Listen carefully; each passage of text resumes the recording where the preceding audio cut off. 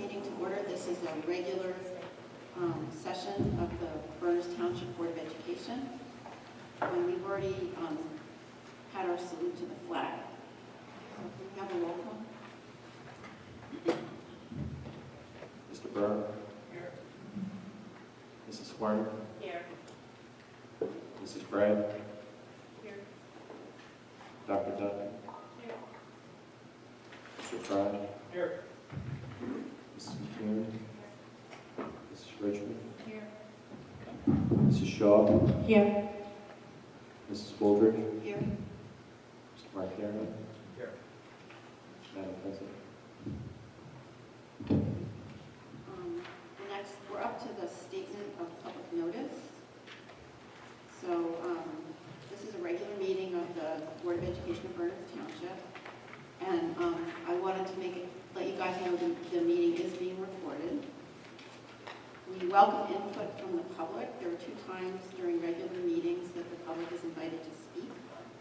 One time is early in the meeting before the board votes, and you may speak about any item listed on tonight's agenda.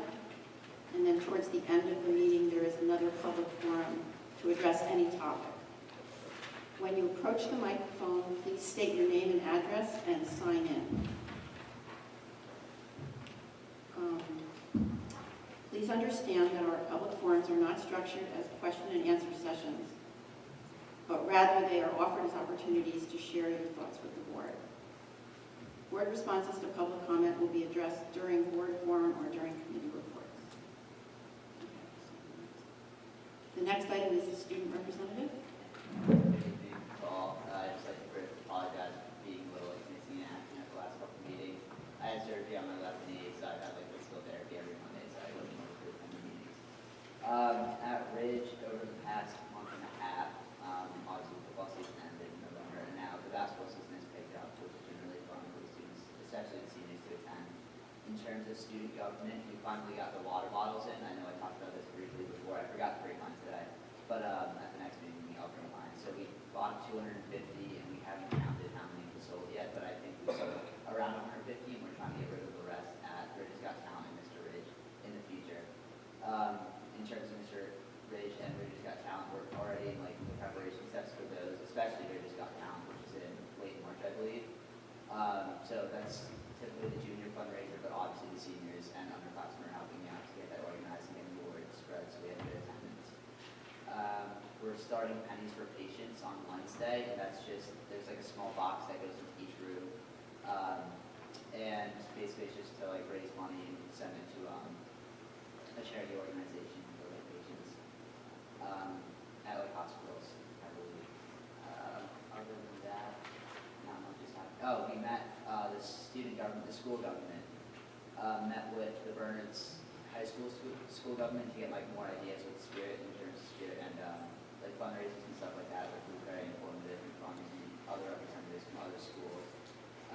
So that is another good thing that we did. And then lastly, as a student government, we were talking about other things that we can do for seniors, and we wanted to do an elementary, a kid game, field day type thing on one of the days in April, but we have to talk to Holly about that and see if that will work out. So. Okay. Thank you. Thank you.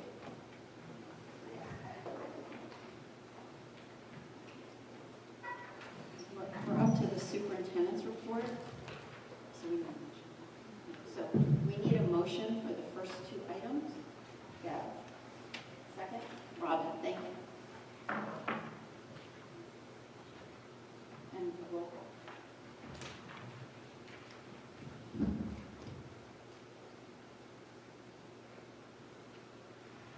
Mr. Byrne? Yes. Mrs. Swart? Yes. Mrs. Brad? Dr. Duncan? Yes. Mr. Fry? Yes. Mrs. Richmond? Yes. Mrs. Shaw? Yes. Mrs. Wooldridge? Yes. Mrs. McCune? Yes. Madam President?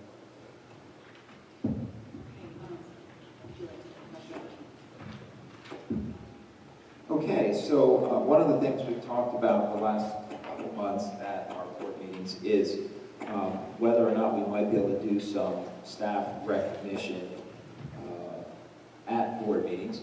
And so I've spoken to the administration about this issue, and some interesting things came up when we talked about it. One of those things is, the availability of staff to come and be recognized. And then the other issue that has come up in looking at some of the things that were sent to me has to do with the confidentiality of individual students and the accolades that staff might be getting with respect to some of the interventions that they've been working on with the kids. And talking about that too much publicly could make it clear who the child may or may not be. So that's been a little bit of a sticking point in talking about some of these situations as I've looked at some of the referrals I've gotten. So the short story is that the administrators were all positive about sending me information that I can share with the board and with the public about some special thank yous that we should be giving staff for some of the things that they're doing. And I started to collect those, and the reality of some of those was that it's difficult to really give the shout out in the level of detail that you might like to for some of the confidential issues going on with our kids, because, as you could probably guess, things happen. And sometimes some of our biggest thank yous come from parents of students that are going through some of the most difficult things. And so for that reason, I will have to temper some of what I share. And I hope you understand that. So with regard to that, in no particular order, I wanted to recognize a few folks that were identified by their administrative leaders as folks that have been involved in some situations recently that they really wanted to provide some accolades for. So a few shout outs in sort of a vague area, unfortunately, for Mrs. Ray at Liberty Corner School and the school nurse at Liberty Corner, Mrs. Yukas, and here at William Manning, Mrs. Cannonier, for some of the work that they've been doing lately with some students.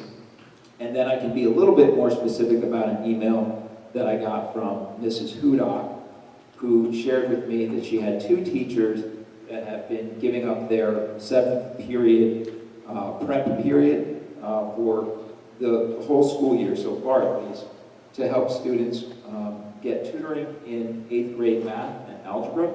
And the two teachers that have been volunteering their time to work with students on their free period are Jackie Geiger and Troy O'Connor. So a shout out to them for the extra commitment that they've been providing to the students. So that's an example of the kind of information that's been shared with me so far. And I can certainly follow up with the staff members and let them know that I spoke about them tonight. And we can start to talk a little bit more in our administrative meetings about how we can continue to provide some recognition for folks. But from a public meeting scenario, unfortunately, as I've gotten some of these thank yous, I've realized that some of them are more sensitive than others. So that's about all I can share so far with what I've collected. But the administrators were all positive, and it was easy for them to find some things to send me right off the bat. So.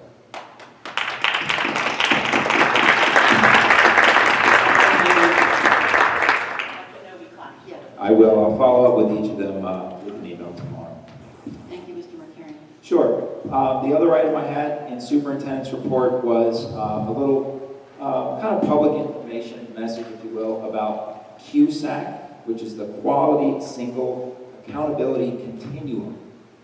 Basically, it's the state's monitoring program, and each year we have to provide the state with a statement of assurances that we are compliant with basic operational curriculum and other procedures that all school districts are expected to accomplish. So we've been doing that, of course, and then every third year, in addition to the statement of assurances, there's something called a district performance review, which is essentially a mirror image of the statement of assurances, but the state will send some representatives from the county office to come into the district and kind of do some spot checking and have some spot meetings with administrators in the district even teachers, and talking about the various aspects of the district performance review and the statement of assurances as sort of an in-person spot check. When school districts are performing well and they have a history of statements of assurances that everything is going well and their performance indicators are high, the district becomes eligible for a waiver of the district performance review. All that means is that the state can align its resources in districts that might need some more support and help and review than districts that are doing fine, doing well. So we are one of the districts that are eligible for having the district performance review essentially deferred until the next 3-year cycle, which just frees up the county offices to have more time to get to the districts that maybe need some more support. And as part of that process, we'll have a board item on the agenda, not for tonight, but for February 22nd, because the board has to have an opportunity for the public to comment on the district's statement of assurances. So we have posted our statement of assurances in the website in a new section under the Board of Education. If you go to our website and you click on Board of Education, you'll now see a link for QSAC, and you can review our statement of assurances, which we have reviewed in each of the Board of Education committees, but as part of our 3-year deferral, if you will, to the DPR, we need to have an opportunity for public comment. So I wanted to draw folks' attention to that section of the website, and at the next meeting on the agenda, we'll have an opportunity for public comment on our statement of assurances.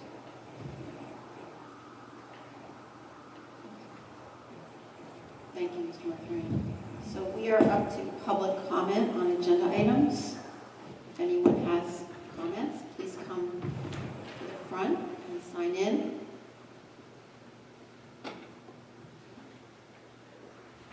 Seeing none, I'll close public comment. So now we're up to approval of minutes. So we have the minutes for the January 18th meeting.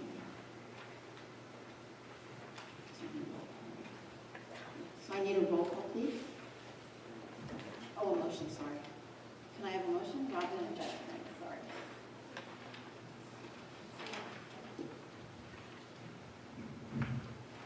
Mr. Byrne? Yes.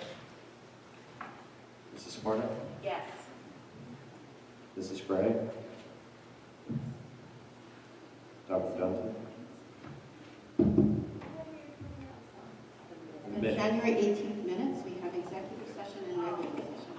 For the executive, I have to abstain, and for the public, I should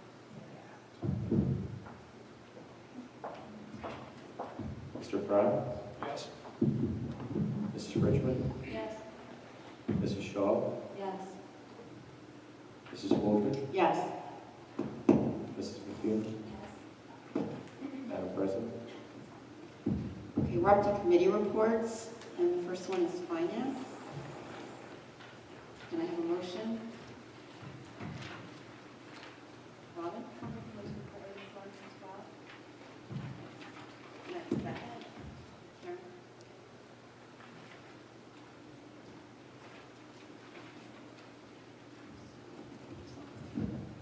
Okay. All right. So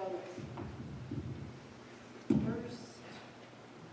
first 6 are home instruction and tuition for students and the regular bills list. And item number 7 is professional development expenses for some conferences. Number 8 is nursing services for a student. Number 9 are 2 field trips, both of which take place on Saturday. Number 10 is the memorandum of understanding with the Somerset County Educational Services Commission for busing services through the 2016-2017 school year. Number 11 is authorizes the Spiesel Architecture Group to submit to the Department of Education school facilities project applications for the 4 elementary school security entrance projects. And number 12 is awarding of a time and materials contract for boiler and burner services to Unitil. So does anyone have questions? Mike? Items 2 through 6, there are different home instruction groups. Is that a special education thing? Is it loading? What's the purpose of the different? Sometimes students are placed in locations where they get home instruction services from the location that they're placed, so it'll vary depending on the placement. Okay, that was item 1. The second one, is this a general boiler contract for the district, or is it a specific school? District-wide, it's time and materials for all boilers throughout the district. And number 11, the security entrance, I'm not sure you can really supply security, so I'd like to see sketches of what you're going to, or ideas and an explanation of what you're going to present to Steve. I missed the meeting, so I can commit to the office. Yeah, it was a while back. We should actually have, we met with the architect last week, and he had preliminary drawings, but we discussed conceptually with the committee, I think it was last year. Yeah, to see So, if no, I understand. I'd like to see Right. the sketch. Sure. We probably should have Dave Harding sitting on that too, so we can talk you through the sketch, because it's, sure. Yeah, I have a question. Mount Prospect, security entrance, I thought they already had that. They have double doors and a buzzer system. What it's going to do is, it's going to make sure that both doors are electric, And not just the one. electric strikes, and also what it would do is to facilitate an exchange door there, so that you don't have to get buzzed in to come to the office. You mean just Okay. to pass a piece of paper Right, or to something? present credentials and be admitted in, so you're in that. Oh, so Foyer you get area. approved before you walk Yeah. in, is what you're saying? Okay, I get you now. Thank you. Are there any other questions?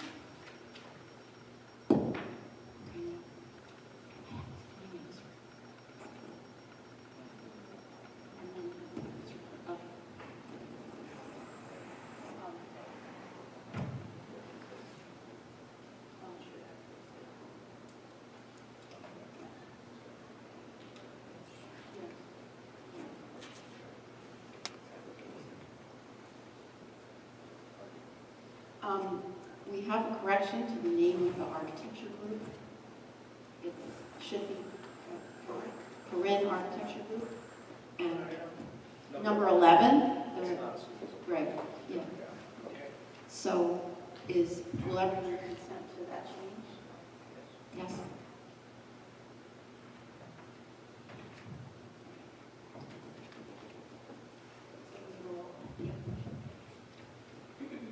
Mr. Byrne? Yes. Mrs. Sworn? Yes.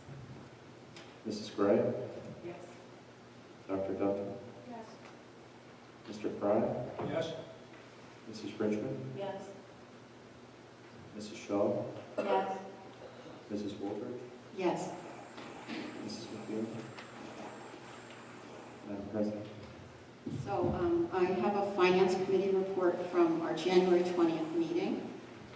And we talked about the health benefits. Jay Lawton from Arthur Gallagher gave an update on the 2013-14 runout period, which ended on December 31st, 2015. And there were no claims in November of 2015. And I expect that we'll have another update at our next meeting.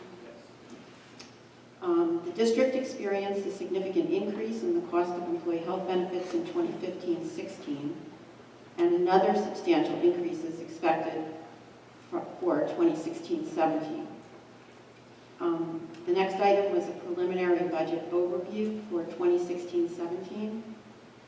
The assumption is that state aid, extraordinary aid, and subscription busing revenue will be the same as in 2015-16. Cost increases are expected for transportation, health benefits, technology upgrades, implementation of the next generation science standards in grades K through 5, and the implementation of the new STEAM program. The committee discussed the proposed technology upgrades. The district's smart boards are now 10 years old and need replacing. Old projectors and tablets for grades 6 through 12 need replacing, as do old computers in all school buildings. Mr. McLaughlin pointed out that these infrastructure upgrades have been deferred for 2 years because so much new equipment had to be purchased to administer the park exams.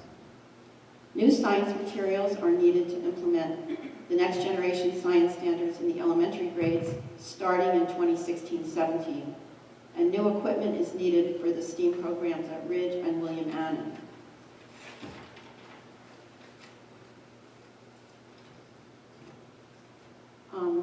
And then there was a Somerset County Educational Services Commission transportation update.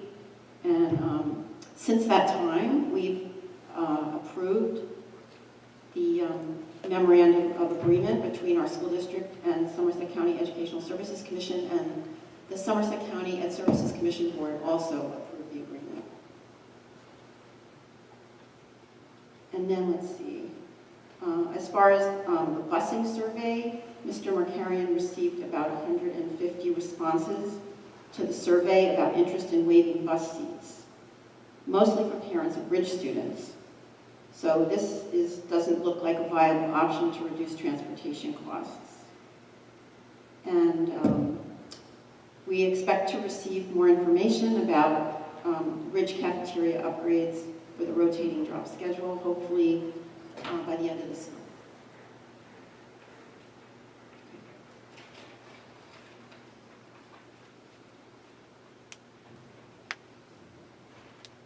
You know what we need to do?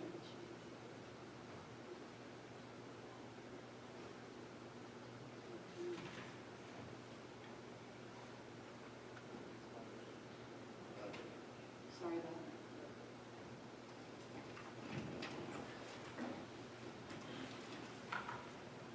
So now we're up to personnel. Sure. Oh, sure. I think the health insurance is much more expensive because of Obamacare, and we've ducked temporarily the Cadillac insurance plan. So that's a future item. I think they gave us a 1 year, I'm not sure, 2 year deferral, but we're in the Cadillac health insurance program. We're going to be unless something gets us out of it. So it's going to get worse unless somebody makes some changes. I'll talk about STEM later. Okay. Does anyone else have any comments on the minutes or questions? No? So now we're up to personnel. We need a motion for items 1 through 12. Robin and Beth. Can we? I think they're all fairly standard personnel items. Any questions? Is the psychiatrist that sociologist, I'm not sure, but item 6, is that something new or is that a replacement position? I believe we're filling in, Mike, because it's March 16th to June 30th. Right, it's associated with the leave. So, tied up with leave notices, okay. And I wanted to also ask about the Let's Get Crafty and play studio and things. Is that a student? What is that? Those are mini units at the elementary schools that the students take after school, and parents pay for those. Oh, okay, so They're that's, approving the teachers that are teaching them. and we can't teach academic courses because it would give them an advantage over the students that We aren't. can't teach things that are supposed to be part of the curriculum. We can teach other things that are academic, but not part of the curriculum, not things that should be I'm taught. not sure I understand why such a rule would have to be put in, but I remember. Thank you.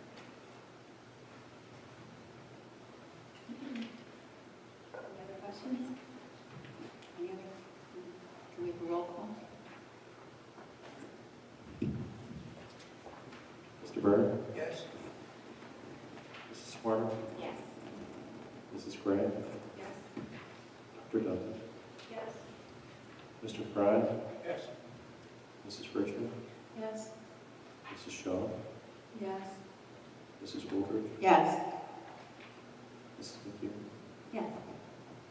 Madam President? Just, I just say a little short personnel. We had our, after a snowed out date, we had our first meeting with the PTA last Monday, and we exchanged proposals, and we have not determined our next meeting date, but we should have that firmed up really shortly. Thank you.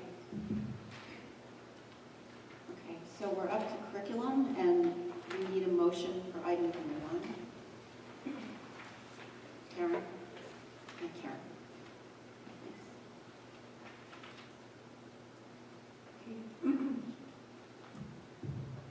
Our committee last met on January 15th. We heard a really interesting update from Catherine Stopper on a program that she was investigating called the Teachers of Critical Languages Program, related to TCRP.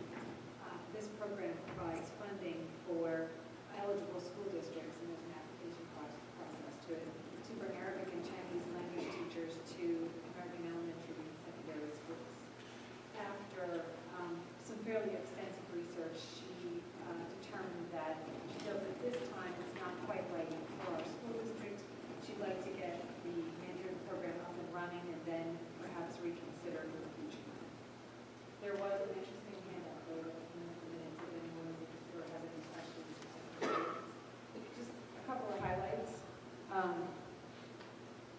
Once a teacher is brought over the program, the local district appoints a mentor. It's fairly complex. They actually, the host district has to provide housing and transportation and help this individual get a bank account, a passport, whatever they might need to be here in this country. So there's a lot of detail involved in it, and it's very interesting and maybe promising for the future.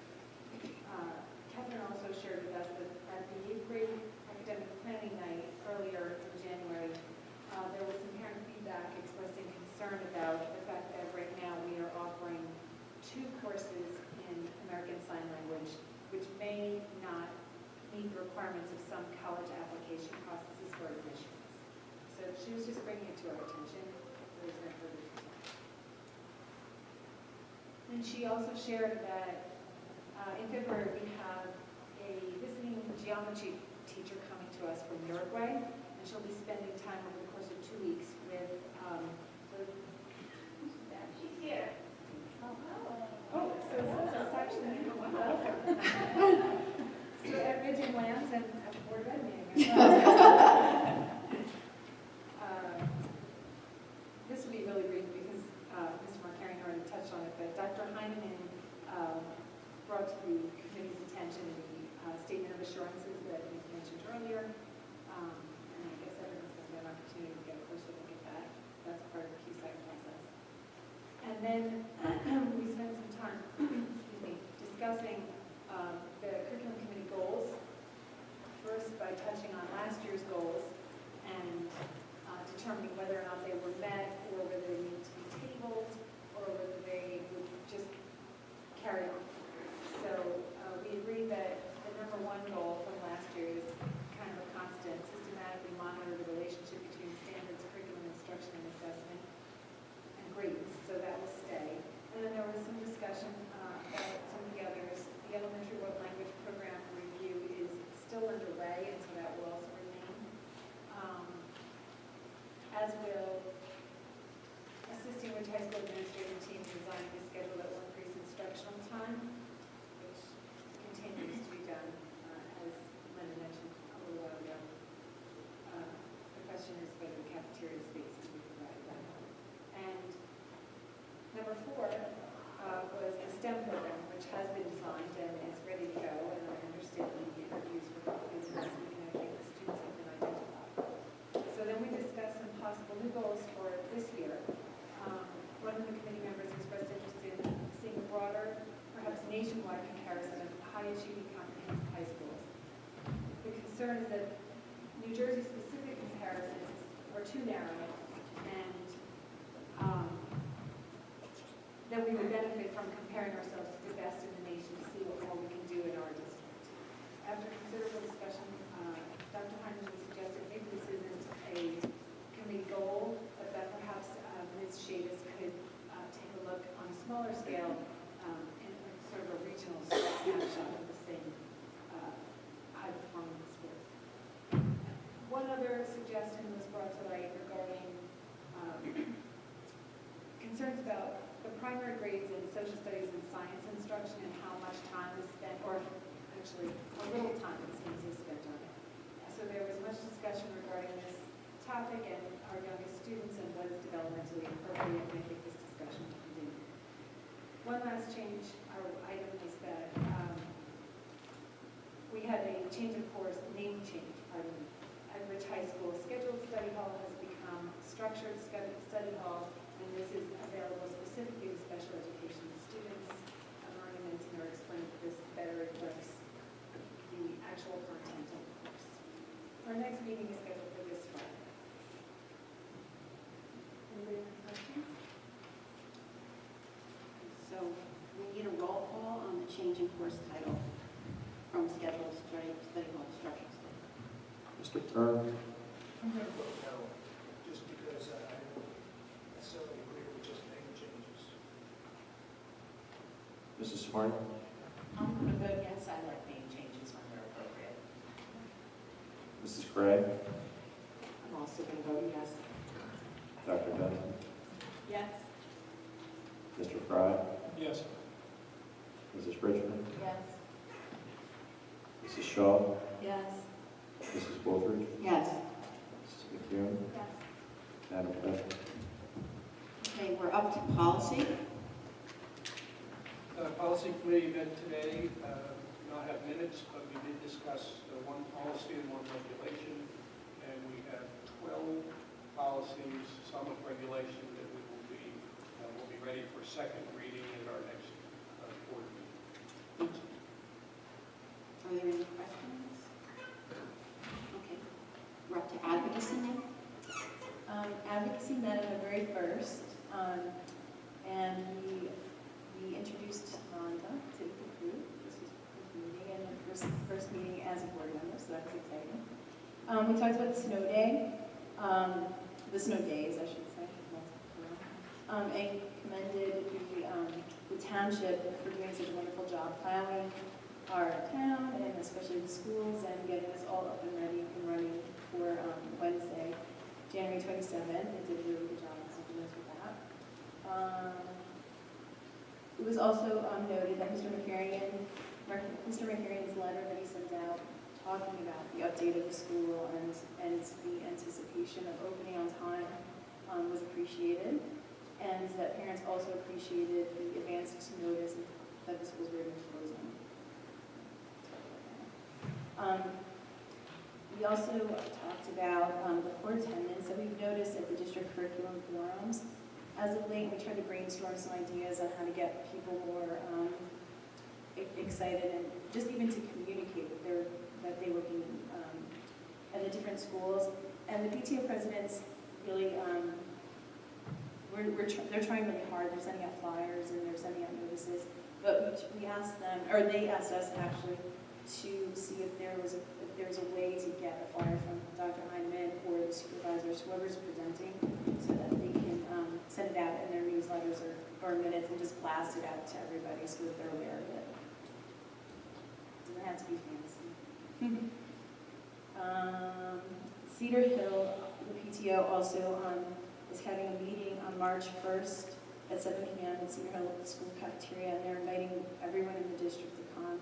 It's going to be a presentation presented by the Somerset County Prosecutor's Office, and it's all about distracted driving. It's becoming a real problem, and they're going to try to give everyone knowledge on how to make safe and correct choices when it comes to your driving habits as well as driving habits of other people. Most of Mr. Markarian's update to the PTO presidents was already repeated between the policy committee and the finance committee. So I'm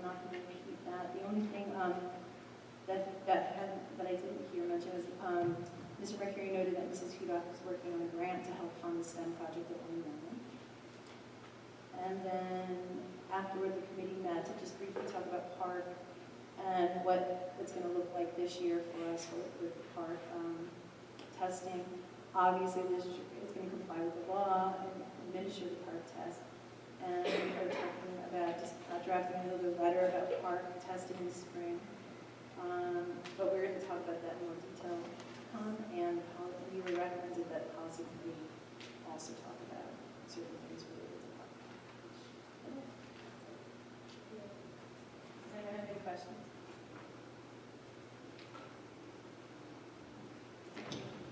Okay. We're up to liaison reports, and I actually have several.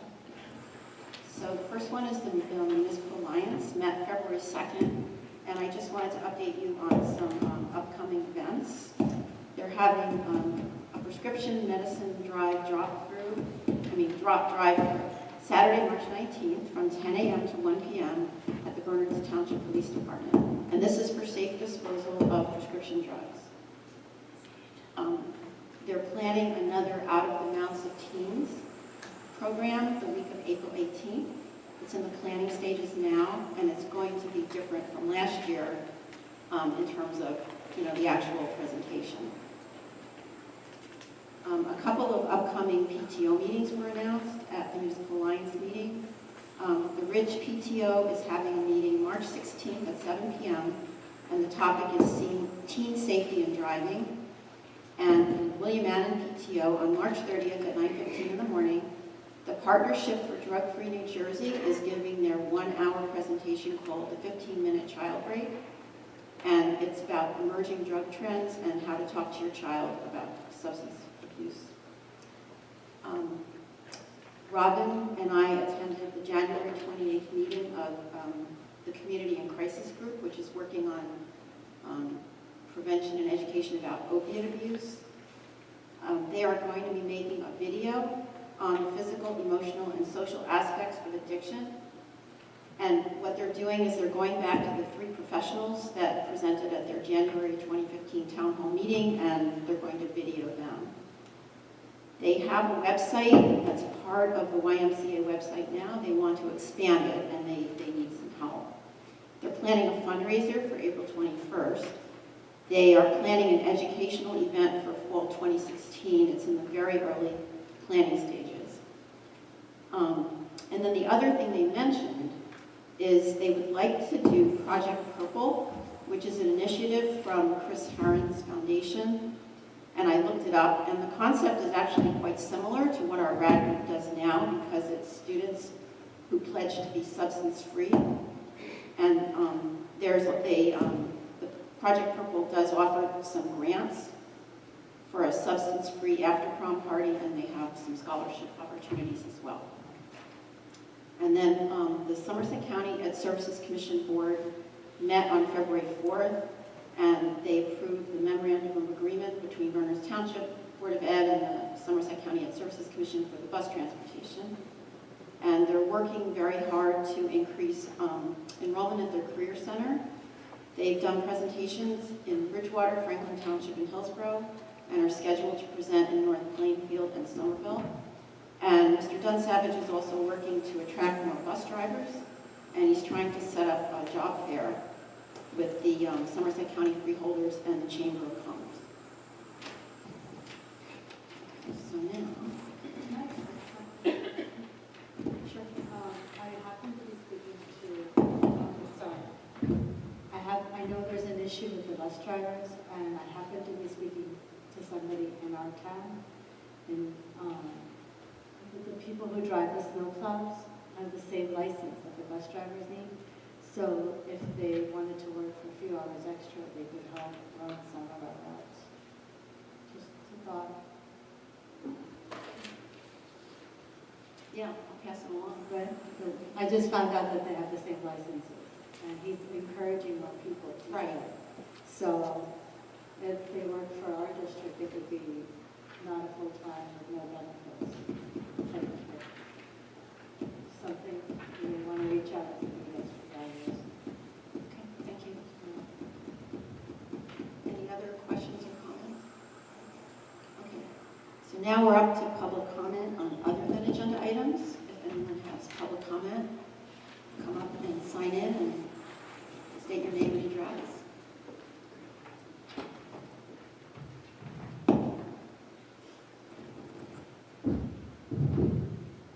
Good evening. My name is Geeta and I'm a parent of a 7th grade student at William Allen Middle School.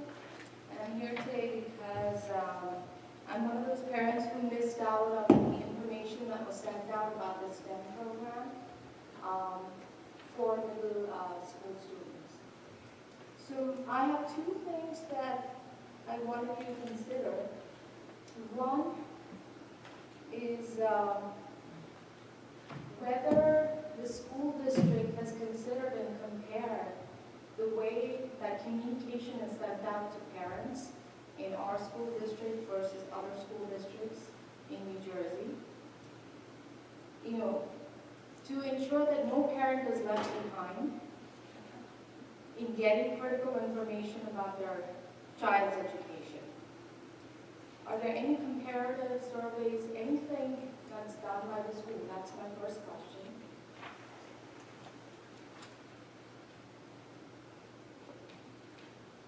And I'll just wait to hear a response before I ask you. Okay, we're not going to respond at this time. Okay. When will I hear a response? Yeah, right. Yeah, we explained in the beginning that it's not, the public comment is not a dialogue. So if you can finish up your public comment. Okay, all You right. can ask questions, though.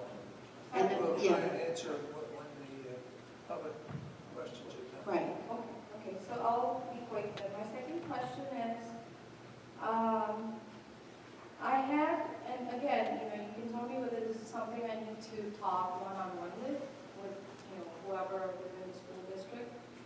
But I had written an email asking about, you know, what are the options for my child, given that she's missed out on the deadline for the STEM, because information was not available to me as her parent. It was apparently sent through the Friday folder that had a link to a Google Docs or some sort of Google account that only she has access to. You know, because of some reason, the net of it is that I didn't receive the information in time.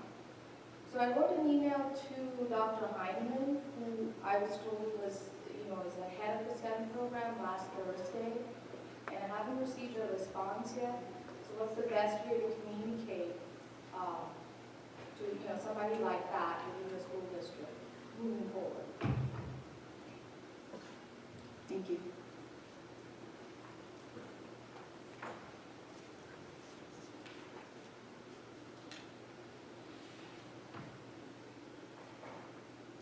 Good evening. My name is Lutza Yobag. I am a senior at Ridge High School. First of all, I want to take the time to thank you all. Just pull that closer to you. Yes. For your public service. I know it's always heartening to see people so invested in educating my generation and in ensuring a better future for all of us. Along with a group of students at Ridge, I am organizing for the second year the Women's Leadership Summit, which is an entirely student-led conference aimed at empowering the young women in our community. This year's conference will focus on women in business and government. Our keynote speaker will be the Honorable Helen Holmes, who is a retired New Jersey Supreme Court Justice.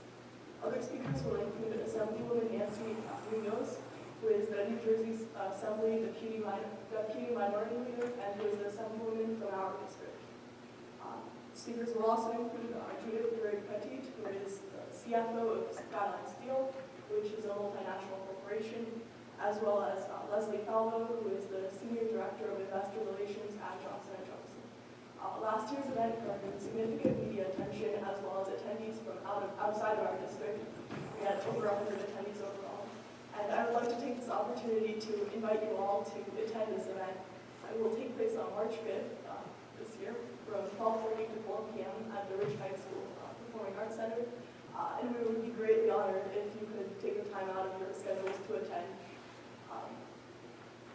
Actually, Mrs. Woolridge has kindly offered to headline our event and to kick it off with an introductory speech, and we thank her for that greatly, and we would really appreciate all of you to attend as well. inspiring. In the words of one of our attendees, inspired and inspiring. We hope that this year's will be as well. Thank you. I have flyers and more information can be found at bridgewomen.com. So thank you all for your time, and I hope to see you at the Women's Leadership Summit.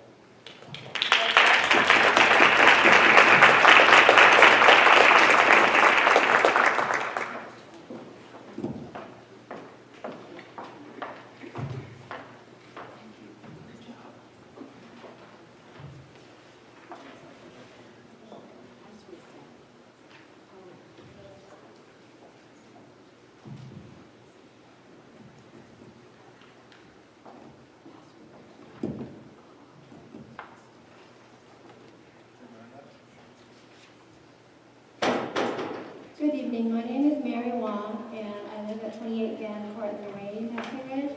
I have a junior daughter, and I just now realized I'm probably up here at the wrong time during the meeting because this is actually an agenda item. So can I still speak or ask? All right. I'm up here because of the physics curriculum that's further down in the agenda. We parents of the AP students, AP physics students, received a letter dated January 28th from Mr. Hall, the supervisor of science and technology. And in this letter, he announced that the AP physics curriculum would not prepare our children for the SAT subject test, that if you were a junior preparing to study science or engineering in college, you would normally aim to take this SAT test at the end of the year. I have an older son, and so I know the process through which he goes. But this can't work for our junior kids because, first of all, the letter does not specify which topics will be covered in class and which will not, and therefore those topics that are not covered in class, the supervisor is encouraging the students to self-study these topics. So parents like myself of junior children who are interested in studying engineering in college were caught by surprise by this letter. And one of the questions I have is whether it's feasible to require or ask the physics teachers to try to cover as much of the missing material as they can between the date of the AP Physics 1 test and the SAT subject test. I counted on my calendar, I think that's 21 instructional days, and I don't know, at this point, I don't even know what topics are missing and how much time would be required to adequately cover these topics. So I'm here as a parent and probably representing a lot of junior parents who have engineering-minded kids to ask what can be done because we feel like this is a little late and catches us all by surprise. And that's it. Thank you.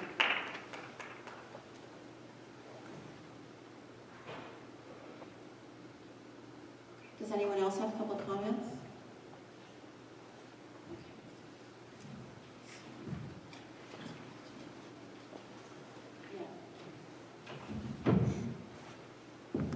Okay, for a little response to some of the questions or items presented. Interesting question about how other schools do their parent communication. Could be an interesting project to take a look at that. I'm not so sure how many districts do things the same exact way that we do. I know a lot of school districts use their websites in similar fashions to us. Do they do Friday folder mailings? Do they strictly do hard paper mailings? I'd be perfectly fine in investigating that. It's easy enough to find out, at least in Somerset County, what goes on. And I'll be happy to do that and report back to the board. With respect to the individual concerns of the parent that was raising questions, I received an email and I'll be calling Gita probably tomorrow after I speak to the principal of the school. With respect to the senior, thank you for inviting the board to come to the presentation on March 5th. And with respect to the physics curriculum, that actually leads us right into the board forum. And actually I did ask Dr. Heineman and Mr. Hall to join us tonight to have some discussion about pretty much the issue that was raised with respect to the SAT subject test. So I'll do my best here in a nutshell, and then Matt and Brian, you guys are welcome to use the mic at the podium here if you need to jump in. But in a nutshell, I think what the parent shared with us, Mrs. Wong shared with us, is accurate with respect to the AP Physics curriculum.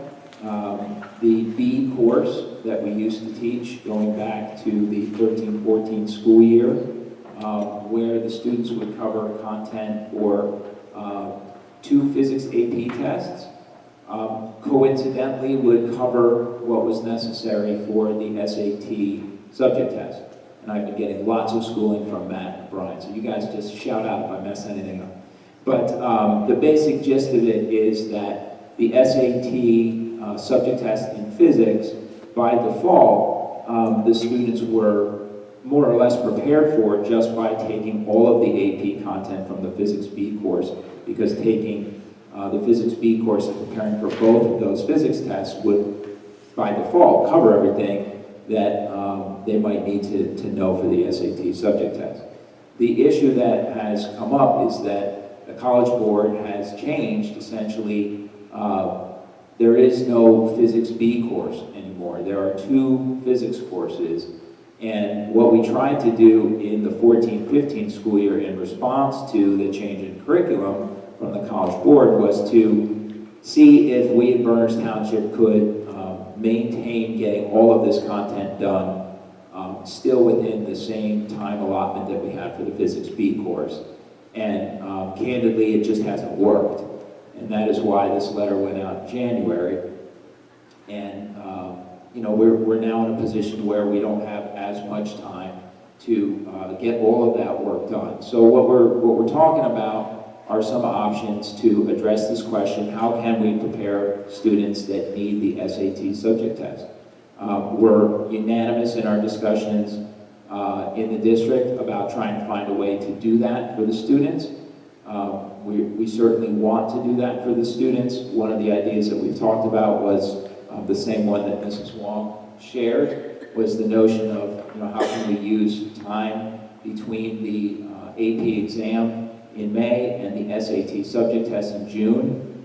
And that was certainly a proposal that Dr. Hyman and Mr. Hall have worked on, and something that they want to review with the curriculum committee, which is in fact meeting on Friday.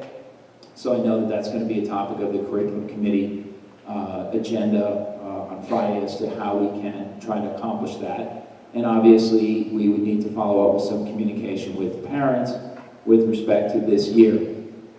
Obviously, one of the other issues that we've talked about is the fact that, you know, we have this issue going forward. How are we going to deal with this issue going forward? Meaning the junior students in the 16-17 school year that also want to be prepared to take the SAT subject for the SAT subject test in physics. What about them? Are we going to have the same problem this year? And the way things stand right now, I would say that we probably will. So we want to try to come up with something that will not only address the juniors that we have this year that need to take this test for their college applications, but also next year's juniors, and going forward beyond into 17-18. So that's why we want to bring the issue back up in committee on Friday and come up with a plan that we can bring back to the community and to the students. We want to talk about which students want to take the test, try to get a sense of when their availability might be to work on the content necessary to prepare for the test, because it is a cram. I think Mrs. Wong mentioned 21 days. I think we counted the number of classes at between 25 and 27 classes that the students would have prior to the SAT subject test in physics. It's not as much time as we'd like to have. So we want to try to talk about what we can do to create some extra time for the students, but a lot of that is going to come down to when do they have time available to work on this. And we're going to have to go to them to figure that out.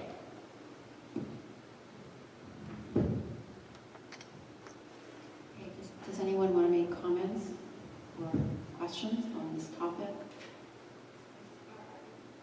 Yeah. Mm-hmm. Okay. I have, is this working? Yeah, if you hold it. Yeah, hold it. It's on. Yeah, that's A couple questions. I guess I'm still a little little bit confused as far as what went on last year in physics, you know, in the same course last year, because it was not physics B anymore. And so, apparently, like, the syllabus this year is, they've like slowed down. They're not at the point in the syllabus where they would have been. But I'm still a little confused as to like when it slowed down and what hasn't been covered. So I agree with what Mary said when she came up. Like, I've been in the class, I don't know what covered or not covered. Usually it's what is on the test and what is on the test. So I'd like some clarification as soon as possible, about what actually has been covered and what isn't going to be covered in time. And then my other, concern is that, to expect them to self-study, this time in junior year with all the craziness, that they have going on, concerns me a lot. So I don't think most of the students are really aware of the problem. At this point, some of them are, some of the parents are, some aren't. So, I'd like communication with the students as soon as possible also.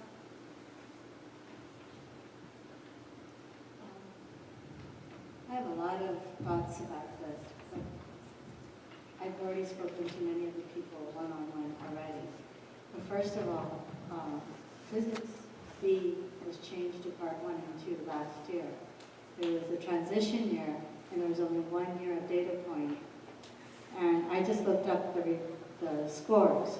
For Physics B, which is Part 1, Part 2, 87% of the students who took the test got a 3 or higher. To me, that is still pretty good considering it was a transition year and the first time that the teachers even taught that particular subject in that order or whatever. I know some of the topics were slightly changed.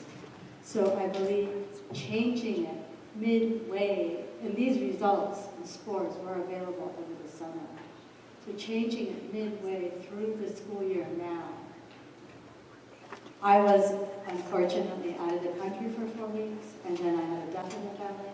I didn't have time to address it, but when I found out, I immediately brought up the point of the subject test, and I think that was not discussed in the committee when the decision was made to stop and change the pace.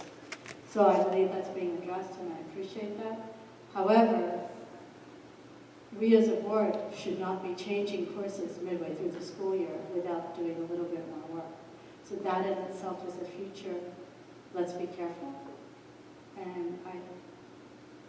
and be more informative. But I would like on Friday to consider putting it back for future years or being able to address the students that do take it. 87% of the people did 3 or higher. So it's not as if it can't be done or the teachers can't choose to do it. And the other thing is that AP Physics honor students this year within the classroom will be prepared for the test. I'm sorry, Physics honor students will be prepared for the test, for the SAT subject test, without doing any work outside of the classroom. Whereas the AP students will have to do work outside of the classroom because we've changed the pace and the subject matter of the test midway through the school year. So hopefully we will not be doing that in any future time. And I believe there needs to be more communication with, like Robin said, with the parents and the students. Because even I was taken by surprise when I asked my son, he didn't know. And I think there are some subjects in which this is also happening. It's not just physics, that all the material is not being covered, like 9th grade honors biology, because of the Next Generation Science Standard. So as part of the February and the Friday meeting, I'd like to address all the science subjects and see if they're being taught in a way that covers the subject test for those particular topics, being chemistry, biology also. So I want to make sure we address all the things and request that it be put on the agenda for curriculum for that.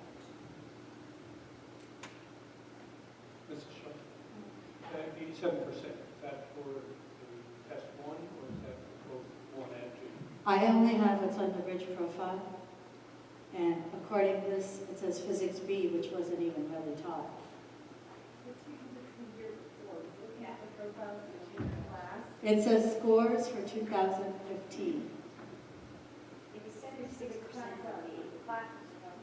So that would be their junior year. Except for No. that's not a tough.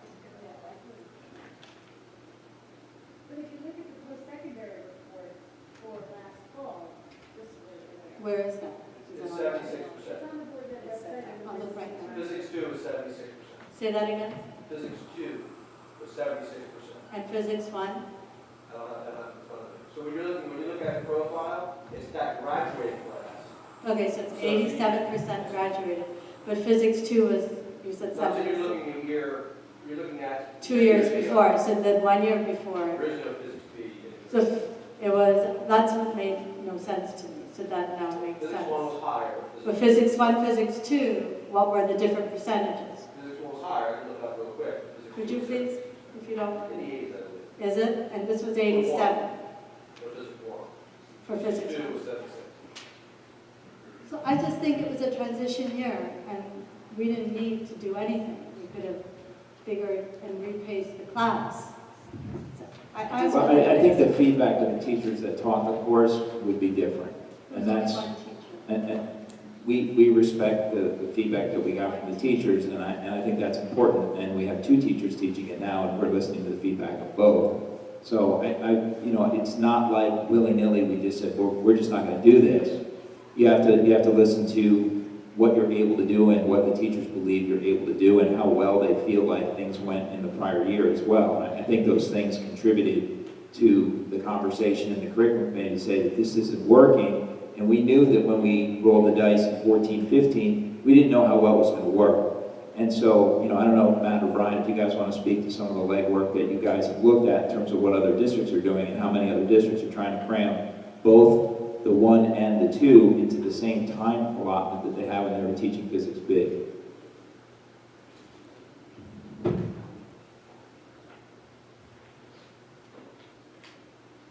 And I just want to say, I have talked to the administration, and they've been extremely supportive of trying to find a solution. So I don't want to be finger pointing right now, but I just want to say that I can't just say nothing happened either.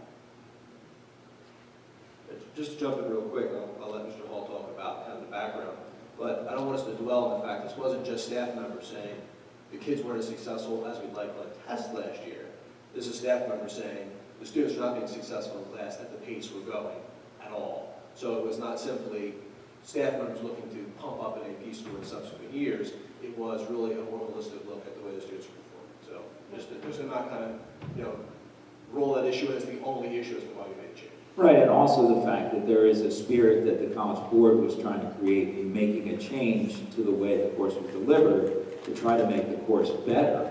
And maybe you want to speak to that a little bit as well as to, you know, some of the things that we've talked about in terms of why was the course changed, what was the College Board's rationale, and the frustration that the teachers are having in trying to deliver through on the rationale and the change in thinking of the way the course was delivered. Of course, I'll jump in talking about test scores, and I'll actually say the test scores again. Just looking back at from the post-secondary report, this past year was 87% passing in Physics 1, 76% passing in Physics 2. In the prior year, in 2014, it was 100% passing. The year before that was 99% passing, then 89 and 93. So it was lower, but once again, that was not the, you know, the entire cause behind it. The teachers really feeling that there was an issue. But where is this 87% then? Physics 1. Right, so don't forget, students have... So in here on the Ridge profile, it Well, that would says- show up in next year's Ridge profile because they were the current year's seniors Ridge profile, right? The profile you're looking at is Right. the past class. I know it's always a lags a year, I basically, know. the profile.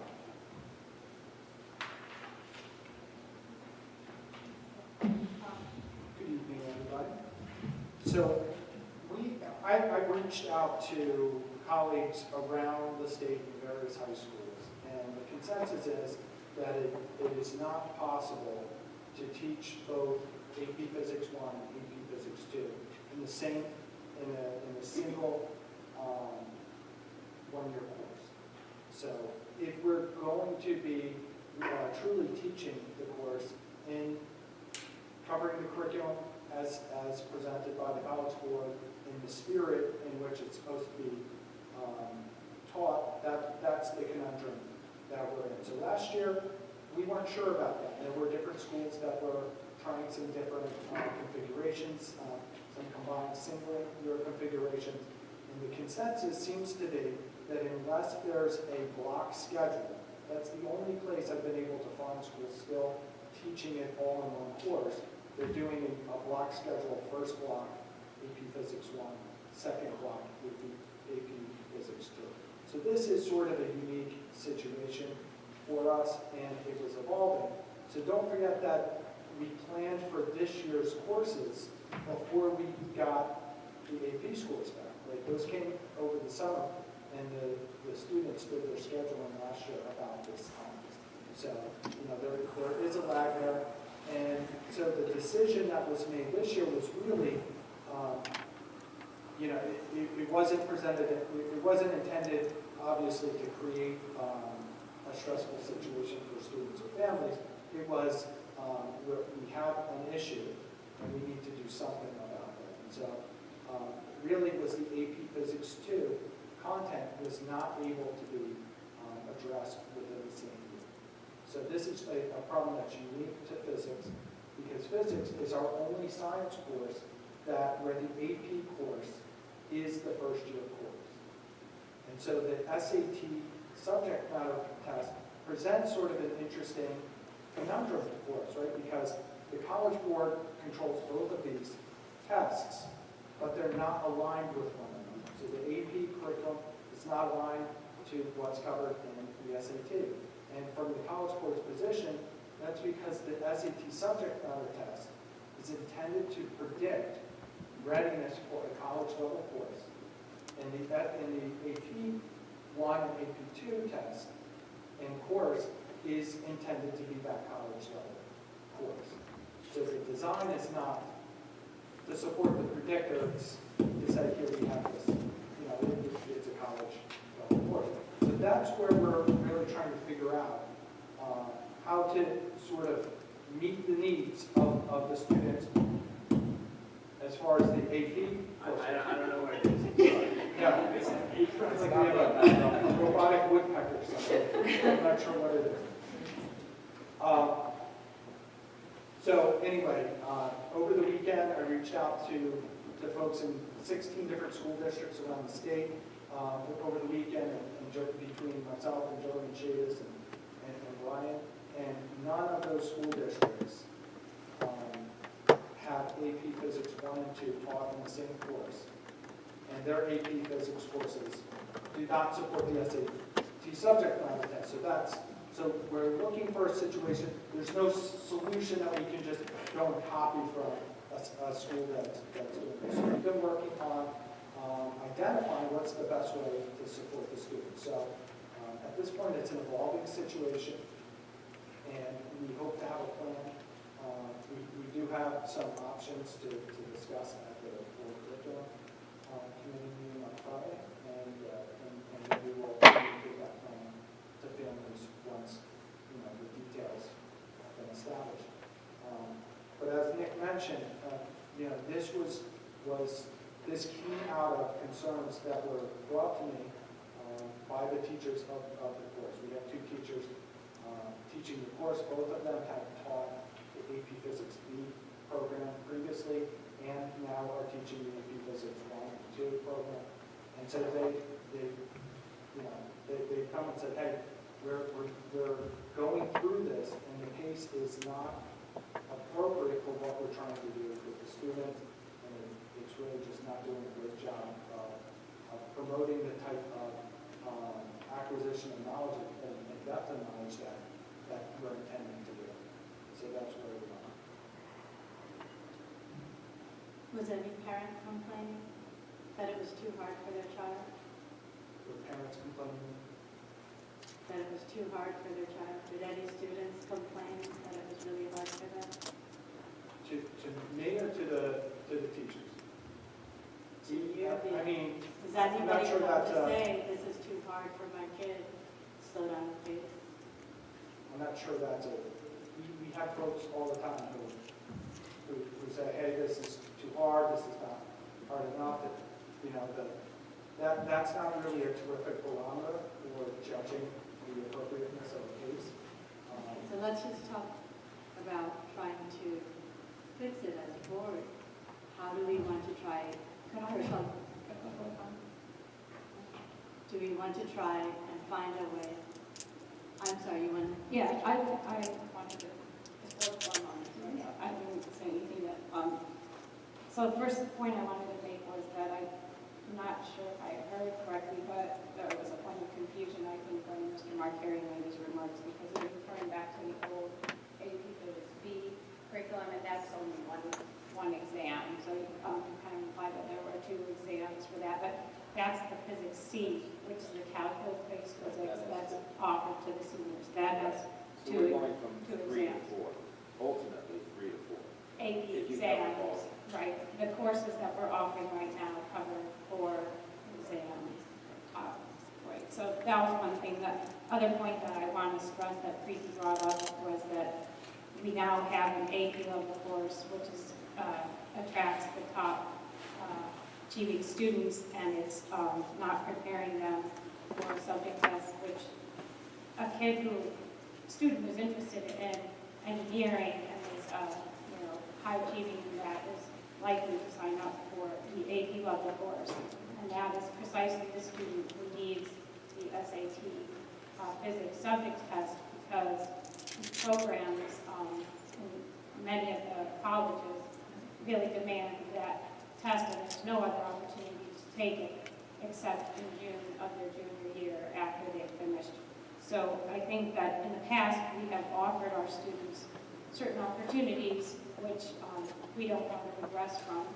So what we've really accomplished for the students who are reaching for the AP level in physics is that we've given them the opportunity to have an AP exam, an AP GPA level course, and preparation for the subject test.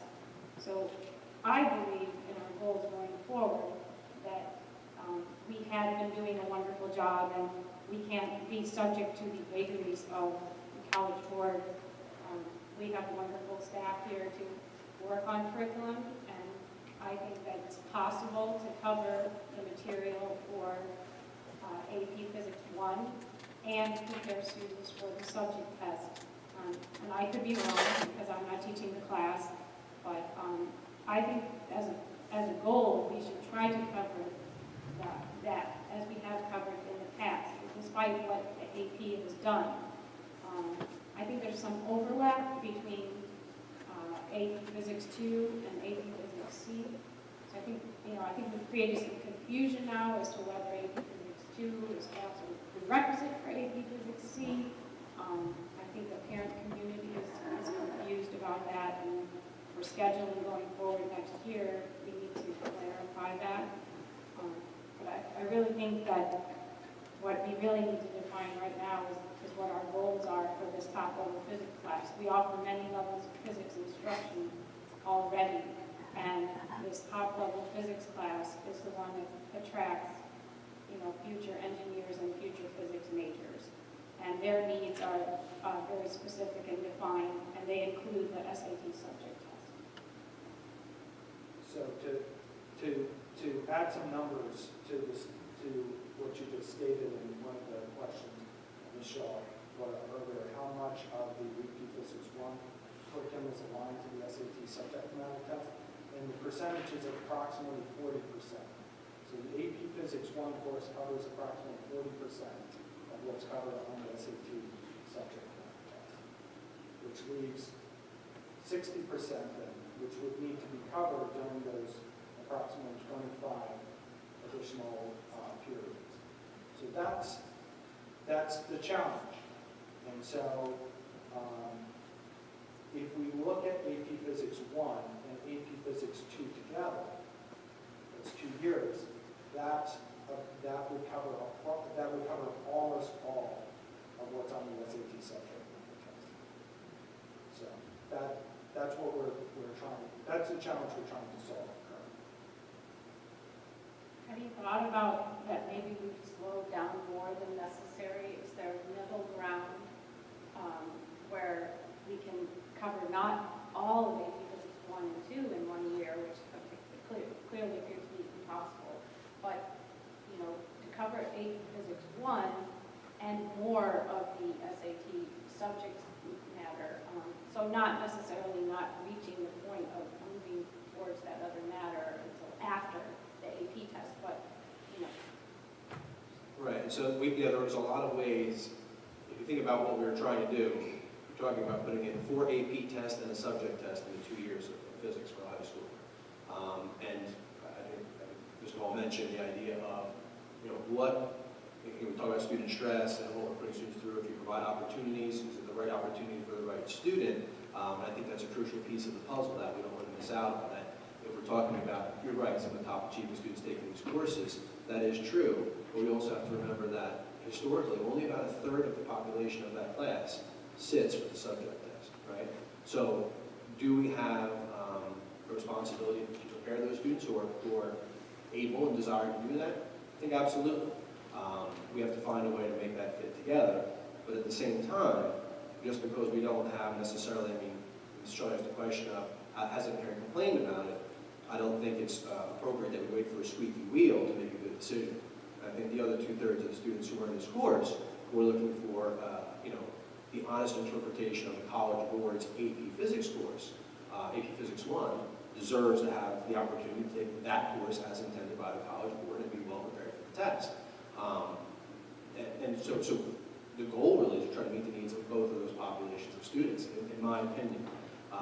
You know, a student who wants to take AP Physics 1 as a junior, not take the subject test, they want to take AP Physics 2, or whatever they'd like to take as a senior, that should be something that's available to them, because we know that accounts for about 2/3 of that population, right? So it is the majority of those students.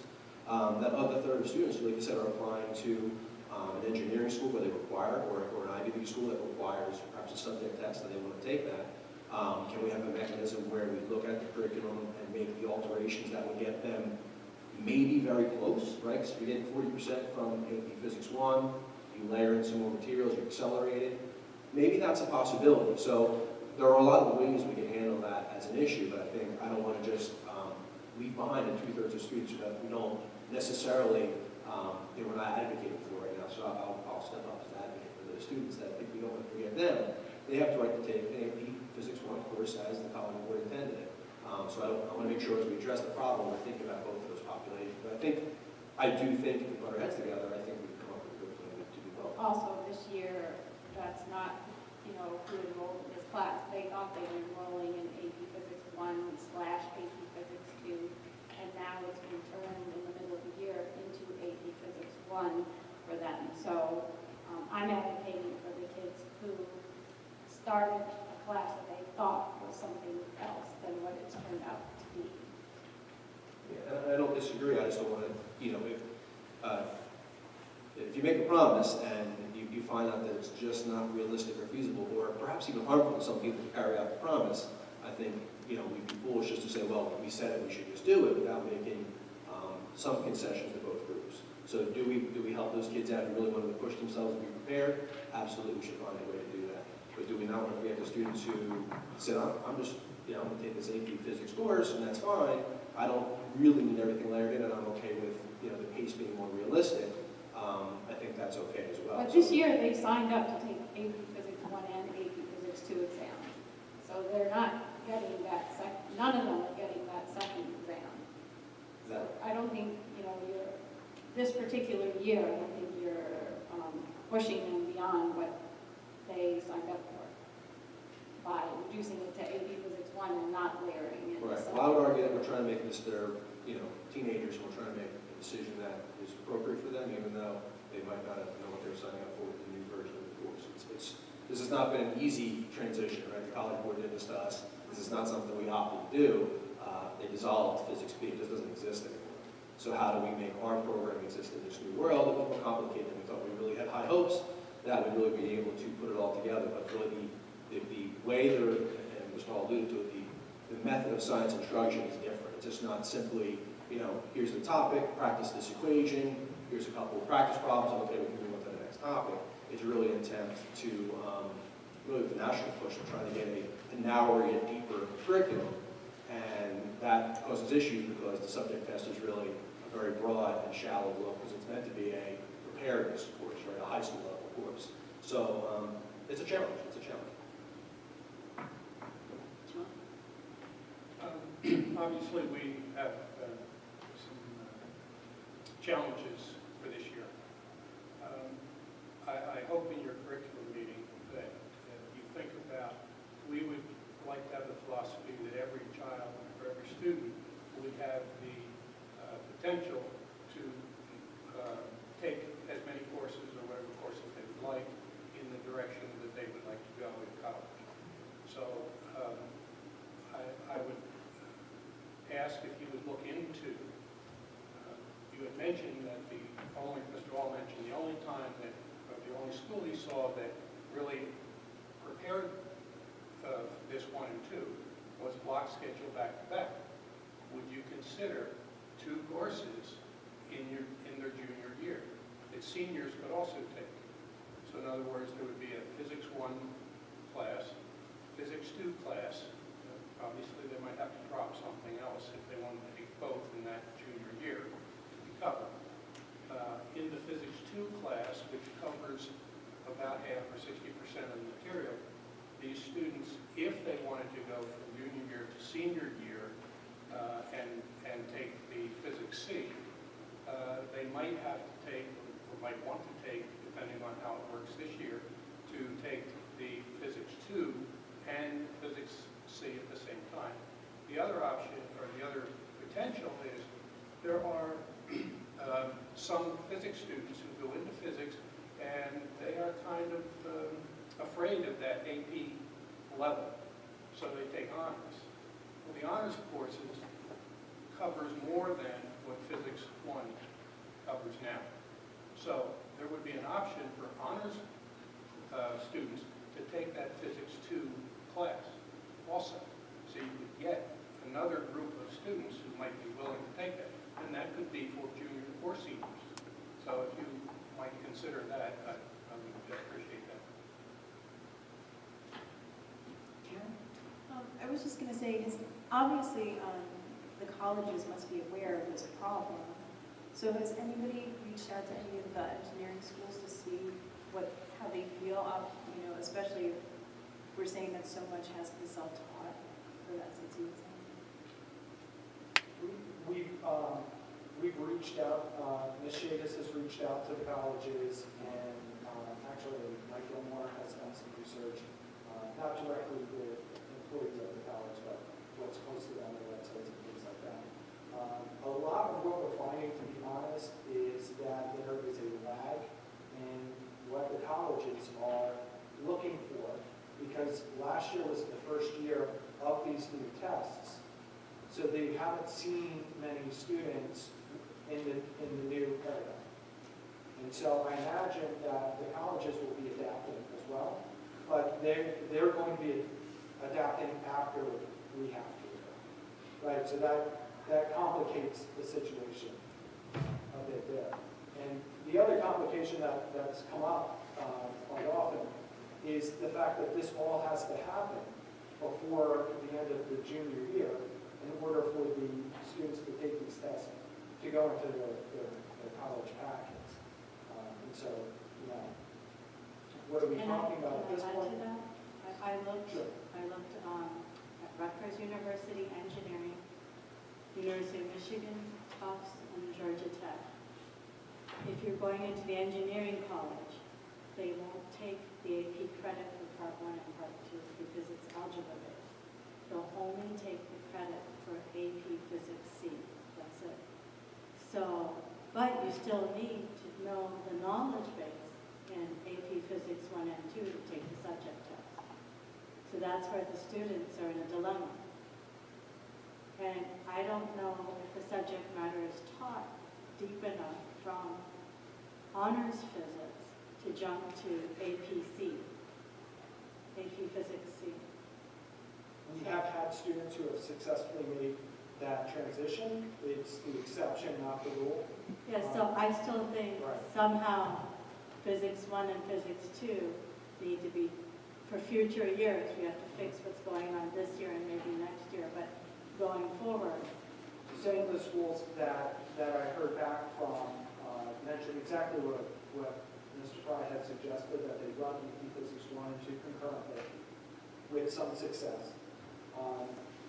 There are several schools that don't teach 2 at all. They do AP Physics 1 and then AP Physics 2 and do it that way. So these are all the types of things that we're going to look at. The challenge is, depending on what the student's goal is and what their goal school is, there are all sorts of different requirements, right? Is it SAT or is it ACT?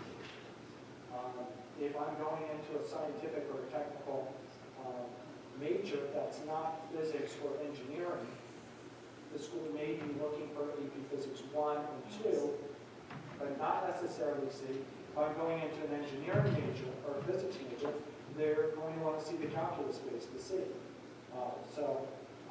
Really, the challenge is we're trying to meet the needs of students going to lots of different schools all around the country, and the schools are all sort of waiting to see, how good a predictor is the AP Physics 1 test, the AP Physics 2 test, and those sorts of things. So, I guess it boils down to a transitional challenge for us to try and do all those things. The one thing we haven't talked about, in addition, is that when we offer AP Physics 1 as the first year physics course for students, we're also beholden to the state as far as the New Jersey core curriculum content standards go, in this case, the Next Generation Science Standards. So we really have 3 competing sets of course guidelines. We have the state requirement. The AP, we can't just teach whatever we want and call it an AP class. They have to approve it, right? They define what that AP course looks like. That's their, their brand, so to speak. And of course, then we have the SAT subject matter test to fit in there on top of it. It would be so wonderful if they all lined up, but it hasn't worked out that way. Yes, sir. I'm going to ramble a little bit, but the body of knowledge every 8 years expands and doubles. And schooling hasn't probably changed. The time in class for 200 years, that would be my guess. We have a problem. We also have a problem with big government pushing programs down that are not well thought out. Whether you pick engineering or any other topic, I think you can see tremendous problems going on nationally. And I will talk about some of that in a little while. The engineering curriculum that I experienced, and there's probably 2 smarter people here in engineering, but I had to take 25 credits, well that's a little bit too high, 21, 22 credits a semester to get through. I think the average college student is taking 16 credits per semester. Engineering is brutal. I can't imagine, this is my ignorance showing, that an engineering student could get AP credit for physics.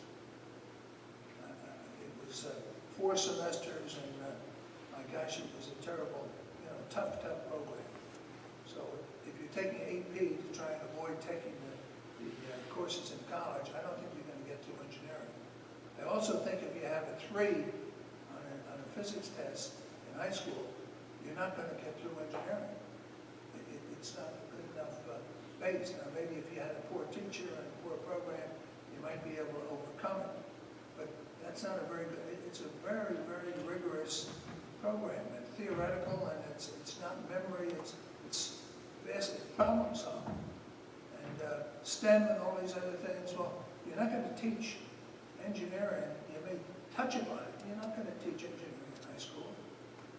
The important thing is getting a base and learning how to approach problems and things, and in my opinion anyway, that's what the admissions officers are going to be looking at when they look at the applicants for engineering, to this program get out of hand is a problem, because it was geared, once again, not thought out properly, probably at the national level, and it gets jammed on us, and now we have a problem. My remembrance of physics, at least at the college level, was mechanics, heat and sound, and I think the last program was electrical, I don't know, but there were 4 semesters. I'm missing one, or one of them I didn't split out properly. If you're only teaching 40% of that, it means the kids that are taking the exam to try and get into college engineering are missing something. You're not going to teach a little bit of mechanics and a little bit of you're going to take it and grow it, I think, in the AP course. Secondly, we don't know what the AP courses are and the college prep courses. To talk that they're different, 1, 2, and 3, but I haven't seen the details, so it's even more complicated. I don't know whether it makes any sense or not, but you start talking about the kids getting a 3, well, I don't think they're going on to engineering. It may be a good measure of your physics program for high school students, but I don't think it's a good cross-section for engineering. So if you were to ask me what the fix has to be, you got to somehow get all of that stuff, the whole physics program, in the junior year in high school. And whether they have to take 2 courses, I don't know what the answer is. But to only give them a quarter of that, or a third of it, I think is, and you said 40%, that's not enough if that's the criteria for acceptance. I would hope that the engineering schools know there's a problem and would give some consideration to the students that are applying. But my gosh, if they get a 3 on the test, I don't know. I would be very concerned. I have a lot more to say, but not on physics, but I think you got to fix it. I think the problem that you're alluding to is exactly the reason why the College Board has changed the AP Physics program. And their changes are based on a research study that was done by the National Research Council, which basically concluded that the AP Physics B program encouraged a cursory examination of physics. That there wasn't that depth of knowledge, there wasn't that problem solving that you mentioned, and that there were too many topics being presented, large topics being presented all at once. And so the recommendations were to really reduce the focus down to one major topic and then some of the secondary topics. So the AP Physics 1 course is really a mechanics course. And then the AP Physics 2 course, really the core of that is really the thermodynamics. And then there are some optics and electricity spread between those. Some study of some of the modern physics topics, the quantum physics, nuclear physics, and things of that nature.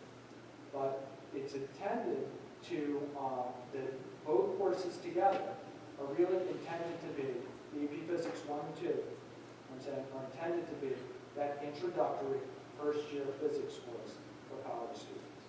Okay? The Physics 1 course is intended to be the first semester, or to align to the first semester, and the AP Physics 2 to align to that second semester.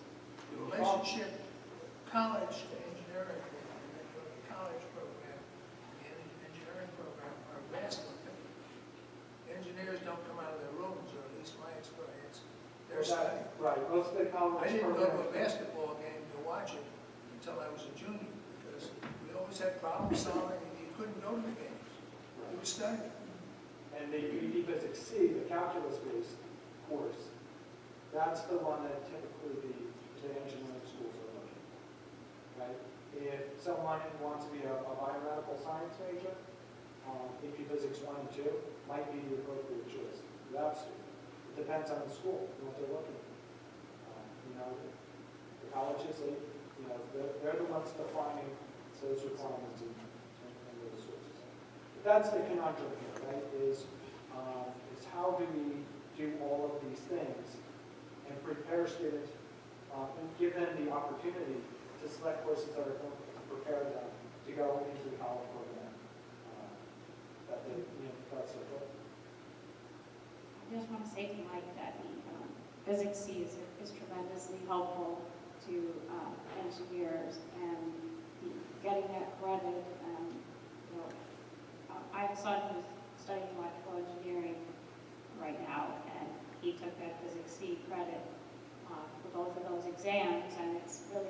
schedule precisely because what you said about the engineers have so much that they have to cram in. So, you know, he hasn't had to start off his freshman year with that in credit because he's got them already. And, I mean, so we're measuring the passing rate as 3, but lots of kids are getting 5s. And that's what the schools are looking for. They're not awarding credit for 3s. And not awarding as much or in some cases any credit for 4s. But for 5s they are. So Probably agree. Well, I just want to make a clarification. Even Rutgers University, College of Engineering for Biomedical Engineering, does not take physics part 1 or 2. They only take physics 2. So even our own state school doesn't take anything but physics C. Right, but you're speaking about the engineering program, the biomedical engineering. yeah. Not All College of Engineering. Right, but if I'm a pre-med But what major, about there's- neuroscience majors and biology? I can't speak to that. Yeah, sorry. they get I- something for what I'm doing. yeah. Which was what Maybe that's what you meant, not biomedical engineering. Well, I still feel the current 11th graders need what was in the program of studies, and that is subject matter to cover the subject test. So I would like to see that happen, and preferably in the classroom, and not to wait until the AP Part 1 is done, because according to the program of studies, even though you say there's 2/3 of the students that won't take the test, that is what they signed up for, was to cover the material for the subject test. So I guess I've agreed with you a lot of things, right? But I think if at least the current 11th graders decided to take AP Physics, which was originally meant for Part 1 and to go to the subject test, I'd like to see it done just equally distributed for the rest of the days, not wait till after the AP goes test. Did I say it clearly? Okay. Thank you. Can I just make a comment to the board? I have a little bit of a concern. I'm totally supportive of exactly what Ruby and Dr. stated regarding our current physics, AP physics students and what they sign up for and what they need to get them to the subject test. But I'm very concerned about going down the path of making sure that all our courses are preparing our students for the SAT subject test because they go well beyond science. And I don't think we want to be a district that's just preparing kids for SAT subject tests because the College Board offers them. We have students that take the subject test in U.S. history, or you all know the list. So I think we just, and I know we're going to talk about this in curriculum, but I just wanted to say for who's here in the public, if we're going to be a community that's upset because we're teaching to an elementary level test or to a middle school level test, we need to look at it on a whole and just be careful. Let me rephrase what I've said, because I agree with you, Karen, absolutely. But what I'm trying to say is the curriculum that's being taught, sometimes there's gaps in it that don't cover the test. So I'm strongly supportive of teaching whatever needs to be taught for the curriculum according to our administrators and teachers. But also we need to cover the material for the test so the students who want to take it will test. I think my comment is that if you choose to take, and I'm going to step away from science, my apologies, Matt, to say, what if you want to take the SAT subject test in U.S. history, and we don't happen to cover everything, then the student, and I'm stepping away from science on purpose to say this, the student will prepare. I just think we need to use caution and be mindful of the fact that we're not here to build a course that teaches to a test by a money-making conglomerate. And with regard to physics, I understand the dilemma, and I am supportive of the fact that you have these top engineering schools.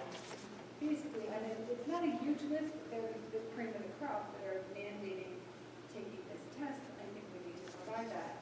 But I just don't think we need to go that step further and say we have to add it to all the other ones. Because if a kid wants to study to be a historian, that might be just as important to them as the student that wants to be an engineer.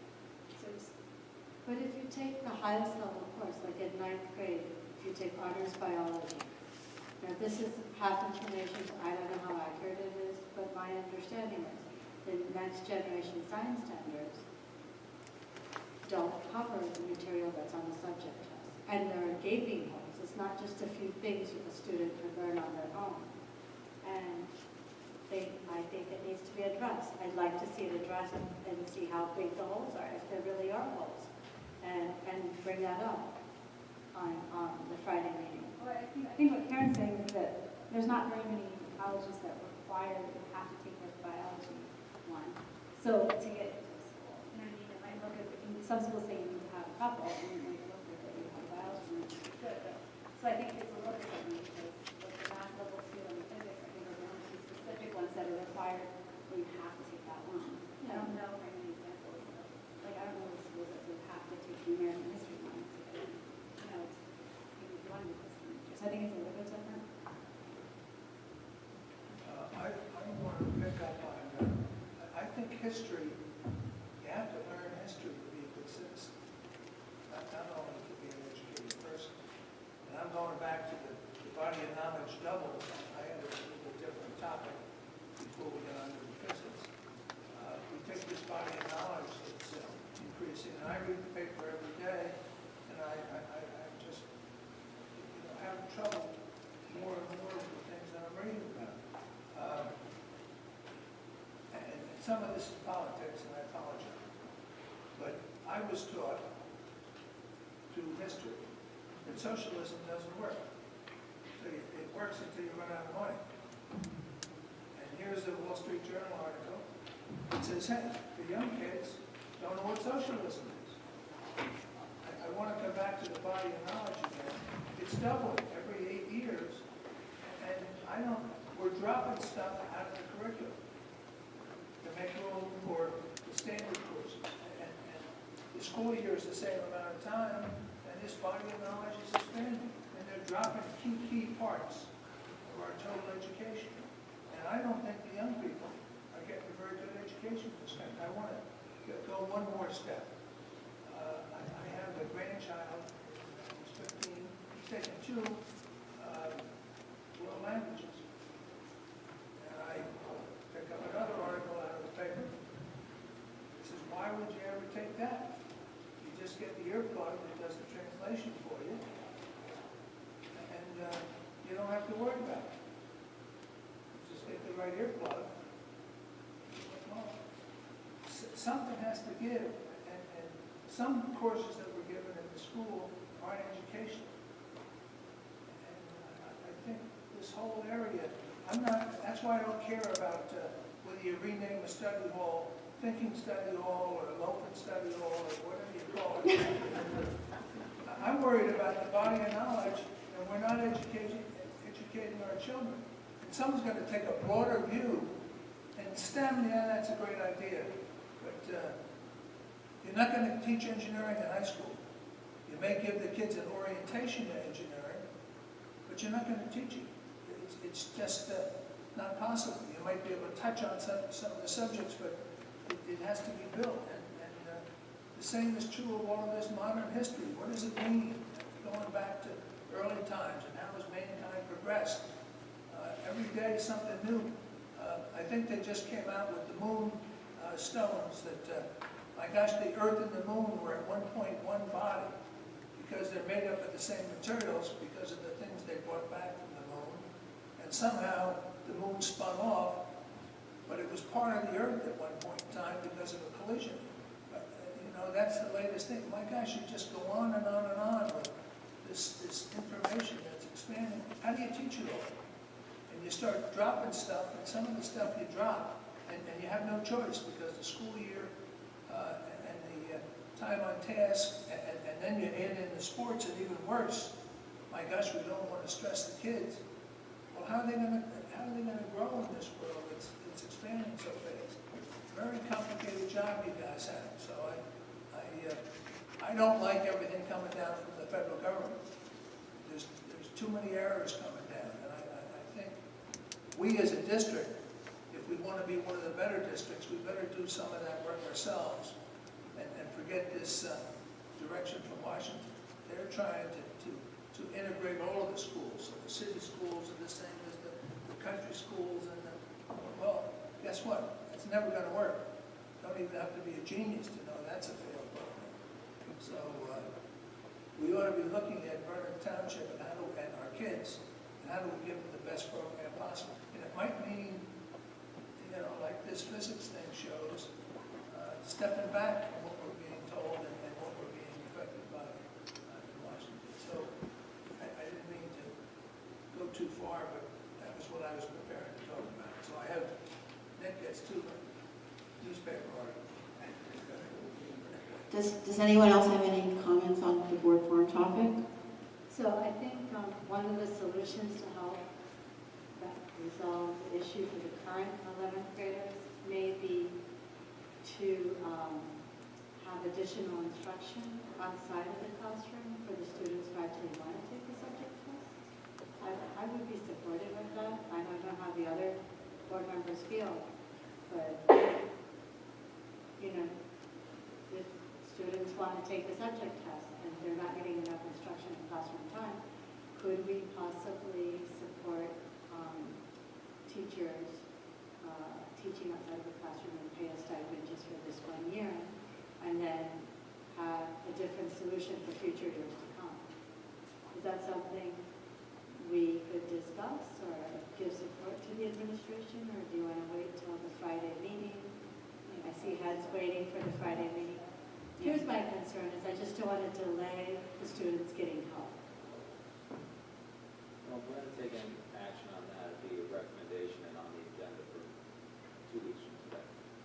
So the earliest that students could get help to change your pace is 2 weeks from today. So I'm just saying, can we do anything? The earliest you could take board action on appointing someone at a rate would be 2 weeks from today. But could you possibly start the work earlier than that? Depends on what we do on Friday. Okay. So but my question is more about procedural. Could you possibly start helping the students before the actual vote? Is that allowed? We can, look, in terms of a vote, the vote is on something that is on the agenda. We don't have anything on the agenda, so procedurally, we can get something on the agenda for the 22nd. That's how fast we can work from a procedural standpoint.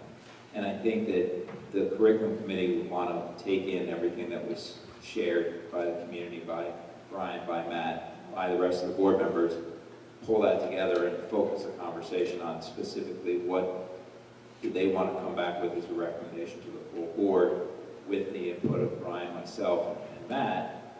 Here's what we want to do. It's February 22nd. Here's the plan. And now we need to get that out. Once we get some board action, whatever that's going to be, if it involves staff, then it involves staff.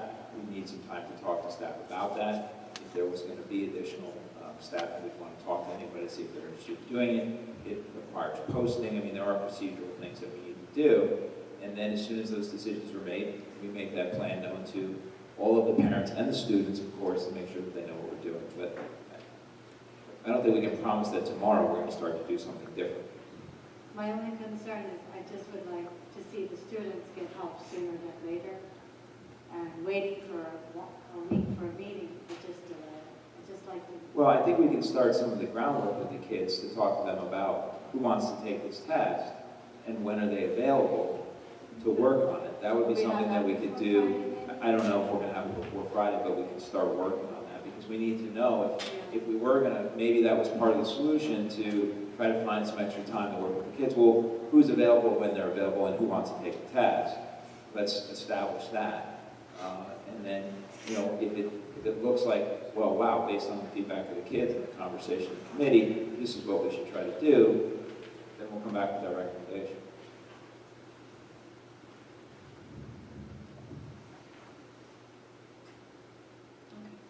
And I wanted to thank Matt and Brian for coming out tonight and providing all the information for us and answering questions. Thank you so much. I have 2 more comments to make. We talked about the after-school program. We couldn't have academics. I didn't say you can't have academics, I said you can't teach the curriculum that's supposed to get taught in this. Yeah, because we might give those kids an advance program, and that wouldn't be equal. But guess what? We give to the talented program, we can certainly give a whole lot of extra to them. other kids, oh, well, fine. But you're given an unequal program, and here you have kids after school, and you say you can't teach them anything. They can have lots of Legos. Now, I'm going to tell you, that's pretty dumb. And if that's coming from the state, that's again back to my point. The federal government. That's coming from the state, Mike. Well, why don't we teach them? Mike, it's a nice to have, the families like it, the teachers teach something But they do you enjoy. offer any academic courses? There's writing and reading. I don't see any here. I see play studio, I see cartooning. No, this is the after-school program. Okay, so that's my one topic. I think we ought to look at offer something for the kids in the after-school program, because, yeah, well, that's for the teachers. But let's now come back to the other item. I need the girl's name who came and talked about the women's program, because 20 years ago, when my daughter was a senior, senior in college, she said, gee, what am I going to be? And I found two people to have her talk to, a woman vice president in a bank, and a woman municipal bond salesman, in fact, the one who was coming to the board, and she got to talk to a doctor, a female pediatrician. The banker and the woman bond salesman said, we're never home, we're working like crazy. And the doctor said, I work 3.5 days a week and I can find time to raise a family. Now, I come back to, and I will try and call her, I don't have her name. Hey, you don't have any, this is all fancy people. Your career path doesn't have to be all fancy people, vice presidents and things.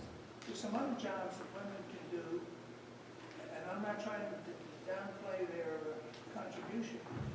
My daughter's had a great life in a doctor, but she changed her career senior year in college because it fit the lifestyle. Some of these career paths, it's not just how famous you are. There's a whole, and I want to talk to this girl who came forward because these are assembly women and all this stuff.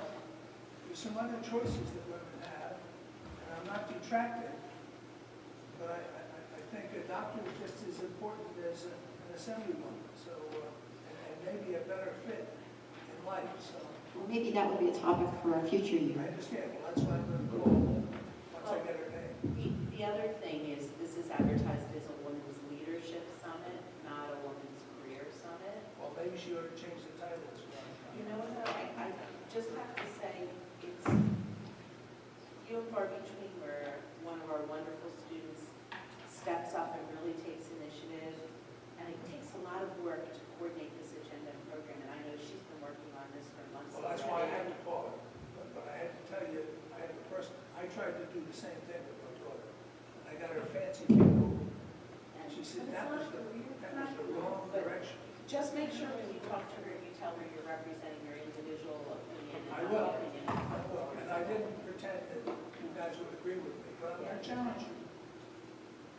Okay. As you know.